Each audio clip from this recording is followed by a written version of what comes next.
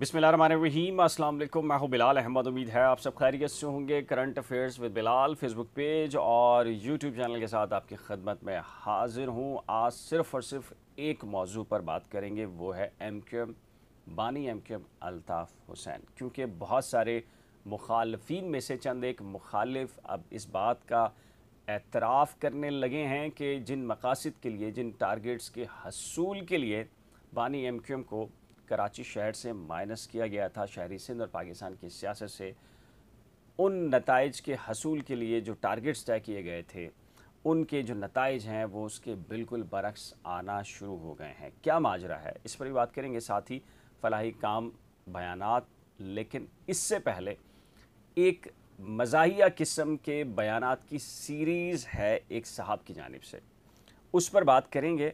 वो बानी MQM से भी ताल्लुक़ रखती है और MQM पाकिस्तान की एक अहम शख्सियत से मुतालिक भी रखती है। लेकिन आगे बढ़ने से कबल एक छोटी सी रिक्वेस्ट है कि बहुत सारे लोग फेसबुक पेज को देख रहे हैं, वीडियो को लाइक कर रहे हैं, लेकिन पेज को फॉलो नहीं कर रहे। वीडियो को पसंद कर रहे हैं लेकिन पेज को लाइक या फॉलो नहीं कर रहे। उनसे रिक्वेस्ट है, क्योंकि फेसबुक पेज जो मोनेटाइजेशन है वो करीब तरीन आप कह लीजिए कि आ गई है, और मेरी हौसला अफजाई के लिए बस एक आपसे रिक्वेस्ट है। मैं आपके मौजू, दिलचस्प मौजू और आपके इश्यूज़ पे बात करता हूँ, लिहाजा आपसे भी उम्मीद रखता हूँ कि आप जो मेरे कह लीजिए कि पेज के जो फॉलोअर्स और जो कह लीजिए लाइक्स हैं, उसको बढ़ाना आपकी ज़िम्मेदारी है। तो आपसे रिक्वेस्ट है कि जिन लोगों ने फेसबुक पेज को लाइक और फॉलो नहीं किया तो वो उसको कर लीजिएगा, और जिन लोगों ने यूट्यूब चैनल को सब्सक्राइब नहीं किया उनसे भी रिक्वेस्ट है।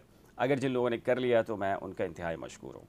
अच्छा जी, गवर्नर सिंध कामरान टसूरी साहब ने एक बयान दिया है और तनकीद की है बानी MQM पर।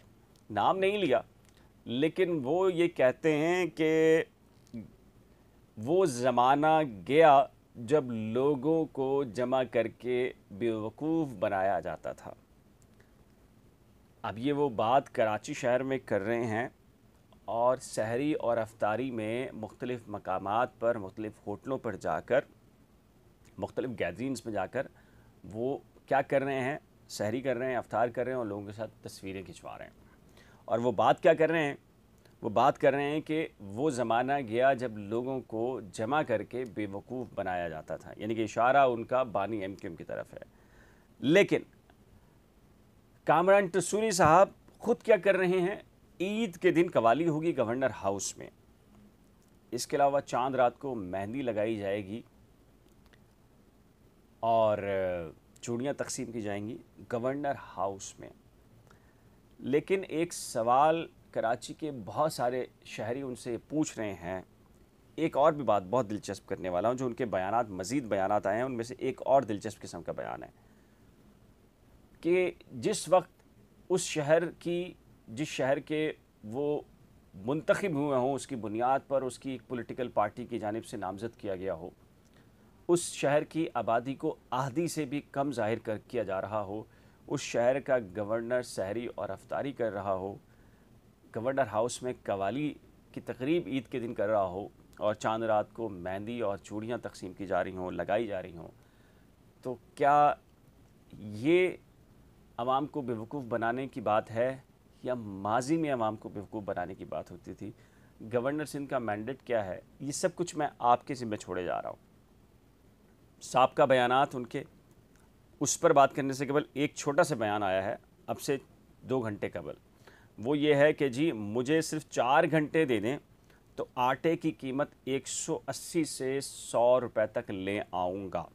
बफर जोन ब्लॉक 15 में अवाम के साथ सहरी के मौका पर उन्होंने ये धमाका खेज़ बयान दिया है। अगर ऐसा है तो फिर सूबाई वफाकी हुकूमतें महकमे क्यों नहीं कामरान टसूरी साहब को दिए जाते? इससे कबल वो कि इलेक्ट्रिक से मुतल्लिक, गैस से मुतल्लिक, पानी से मुतल्लिक, कराची शहर के हर इशू से मुतल्लिक बयानात दे चुके हैं लेकिन सिर्फ बयानात हैं। फिर सवाल वही आ जाता है कि क्या माजी में कोई कराची शहर में लोगों को जमा करके तकरीर करके बेवकूफ़ बना रहा था, या ये जो पूरी सिचुएशन मैंने आपको बताई है कि इस किस्म के बयानात का मकसद क्या है? मेरा ख़्याल है कि आपकी राय क्या है, आप क्या कहते हैं? मैं कोई फ़ैसला नहीं कर रहा, फ़ैसला आप ख़ुद कीजिएगा। اور نیچے دیے گئے کمنٹ سیکشن میں اس کا اظہار کیجیے گا۔ اچھا، بات کرتے ہیں سینئر صحافی ہیں فیض اللہ خان۔ پچھلے دنوں ٹویٹر کے اوپر سخت تنقید کا ان کو نشانہ بنایا گیا کیونکہ بانی ایم کیو ایم کے خلاف یا ایک بات انہوں نے ایک پیرائی کے اندر کی تھی، اور وہ سلسلہ چلتا رہا، پھر وہ معاملہ دب گیا، معاملہ ختم ہو گیا۔ اس سے قبل یہ فیض اللہ خان ہی کہہ چکے تھے میرے پروگرام کے اندر آ کے کرنٹ افیئرز ود بلال میں کہ جی -0+0+0+0 اور اس کی وجہ سے جو ہے وہ ایک اچھا خاصا اس کے اندر ایک ٹرینڈ چلا۔ انہوں نے ٹویٹس کی ہیں 3۔ اب بانی ایم کیو ایم کی سپورٹ نہیں کی، کچھ ریئلٹیز کو انہوں نے بتایا، ذرا غور سے سنیے گا اور پھر میں آپ کو بتاؤں گا کہ کتنی امپورٹنس ہے اس بیان کی، ان کے اس ٹویٹ کی، اور کیا ظاہر ہو رہا ہے۔ الطاف حسین کو مائنس کر دینے کے بعد کراچی کے لیے کسی کے پاس منصوبہ نہ تھا۔ غور سے سنیے گا۔ ایک راگ تھا کہ کراچی خوف سے آزاد ہو گیا۔ بے شک ایم کیو ایم عوامی طاقت کے ساتھ خوف بھی رکھتی تھی، ہونا یہ تھا کہ اس کے بعد کراچی کے انفراسٹرکچر سمیت ملازمتوں دیگر معاملات پر سنجیدگی سے توجہ دی جاتی، مگر ہوا برعکس۔ اس کے نتیجے میں شہر ٹھیک ہو سکتا ہے۔ انفراسٹرکچر کی بحالی، اسٹریٹ کرائم کے خلاف فیصلہ کن اقدامات، غیر ملکیوں کی رجسٹریشن، ان کے ممالک منتقلی، جرائم میں ملوث مقامی اور غیر مقامی کی سائنسی بنیاد پر فہرست، ساتھ ہی شہر میں ہر فرد اور ہر گروہ کو سیاست میں حصہ لینے کی اجازت اور فیصلہ عوام پر چھوڑ دینا شامل ہے۔ پولیس میں مہاجروں کو تناسب میرٹ کی بنیاد کے ساتھ بڑھانے کی ضرورت ہے۔ اسی طرح دیگر ملازمتوں میں کراچی بشمول ہڑتالوں، ٹارگٹ کلنگ کے ماحول سے باہر آیا ہے۔ بقیہ ضروری عوامی فلاح کے اقدامات اٹھا کر شہر کو قومی دھارے سے منسلک کریں تاکہ مسائل میں کمی آئے۔ بات سمپل سی یہ ہے کہ فیض اللہ خان جو یہ بات کر رہے ہیں کہ ٹھیک ہے آپ نے مائنس کرنا تھا کر لیا، لیکن کراچی شہر کیا خوف سے آزاد ہو گیا ہے؟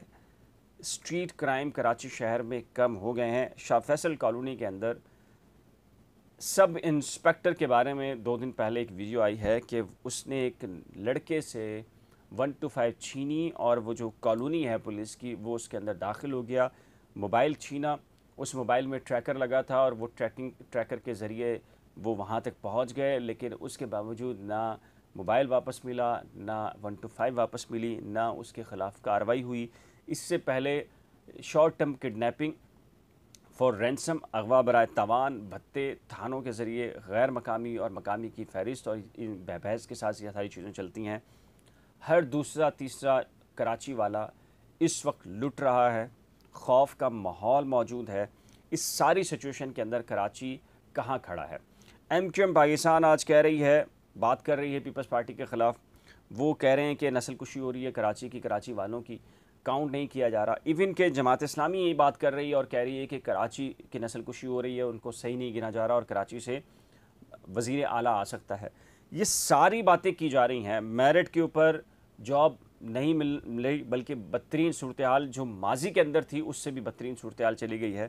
کسی بھی ڈپارٹمنٹ کے اندر میرٹ کے اوپر کراچی والے کے لیے جاب نہیں ہے، وہ یا تو فوڈ پانڈا چلا رہا ہے یا پھر ٹیکسی ڈرائیونگ کے اندر کام کر رہا ہے، اس کے علاوہ کوئی اور سرکاری سطح کے اوپر ملازمت نہیں ہے۔ تو یہ سارے وہ عوامل ہیں کہ جن کے حصول کے لیے بانی ایم کیو ایم کو پاکستان کی سیاست سے مائنس کیا گیا تھا، لیکن چونکہ ان کو سیاست سے مائنس کرنے اور اس کے بعد تک کوئی منصوبہ ٹھوس نہیں تھا، یہی وجہ ہے کہ جو نتائج آئے ہیں کراچی شہر کے اندر، بقول خود فیض اللہ جو کہ بانی ایم کیو ایم کے ناقدین میں سے ایک ناقد ہیں، مخالفین میں سے ایک مخالف ہیں یوں کہہ لیجئے، وہ بھی اس کو تسلیم کر رہے ہیں کہ کراچی یا شہری سندھ آگے نہیں بڑھا بلکہ پیچھے گیا ہے۔ یہ سوال اب آپ کے سامنے چھوڑے جا رہا ہوں کہ آپ کیا رائے رکھتے ہیں اس سلسلے میں کہ واقعی کراچی آگے بڑھا ہے، پیچھے گیا ہے، شہری سندھ آگے گیا ہے؟ نسل کشی، مردم شماری، کیا ریلیکسیشن ملا ہے کراچی شہر کو بانی ایم کیو ایم کو مائنس کرنے کے بعد؟ اس سوال کا جواب آپ نیچے دیے گئے کمنٹ سیکشن میں کہہ سکتے ہیں۔ اگر آپ میری رائے سے، فیض اللہ کی رائے سے، یا مجموعی طور پر آپ کی جو بھی رائے ہے اس سے متفق ہوں تو اس ولاگ کو आगे बढ़ा दीजिएगा और शेयर कीजिएगा, कमेंट्स कीजिएगा नीचे दिए गए कमेंट सेक्शन में। जाने से पहले एक मरतबा फिर रिक्वेस्ट है कि अगर ये वीडियो व्लॉग पसंद आ गया हो, फेसबुक पेज को लाइक या फॉलो ना किया हो तो उसे लाइक और फॉलो करना मत भूलिएगा, और यूट्यूब चैनल को भी सब्सक्राइब ना किया हो तो सब्सक्राइब कर दीजिएगा। खुदा हाफिज़।